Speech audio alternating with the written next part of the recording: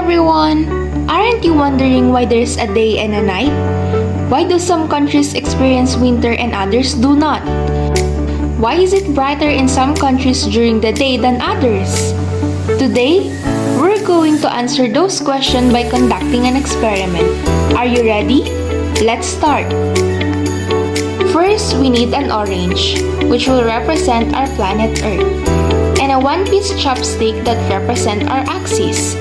And last but not the least, a candlelight which represent our sun.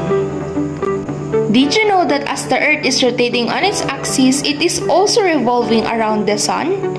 Its axis is actually tilted, which causes one part of Earth to lean towards the sun while other is leaning away. This means that different countries or parts of our planet get different amounts of heat and sunlight.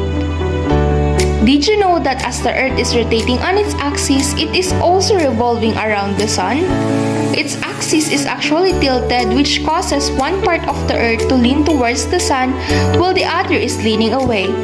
This means that different countries or parts of our planet get different amounts of heat and sunlight. There is also a pattern that we have that's continuously occurring throughout the year. At a certain times of the year, the northern hemisphere leans towards the sun, while the southern hemisphere leans away. At other times, the northern hemisphere leans away, while the southern hemisphere leans towards the sun. This causes the so-called seasons.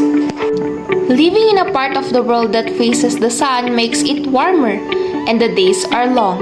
They're more likely to experience summer, while when you're on the part of the earth that's leaning away from the sun, it is cold and the days are short, or they're more likely to experience winter. And in between, it is either spring or autumn. Let's move on to the next experiment, where we can demonstrate the concept of day and night, and it is because of rotation. Rotation is the movement of the earth on its own axis. Rotate means to turn.